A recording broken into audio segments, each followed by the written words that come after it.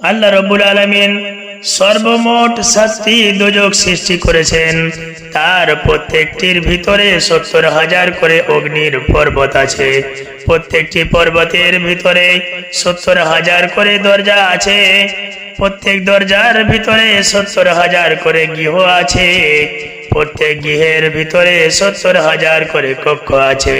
প্রত্যেক কক্ষের ভিতরে 70,000 করে বড় বড় সাপ ও বিচ্ছু আছে।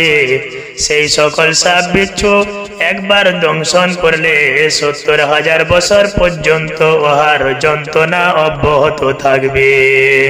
অথচ তারা প্রত্যহ দোজখবাসীদেরকে দংশন করতে থাকবে।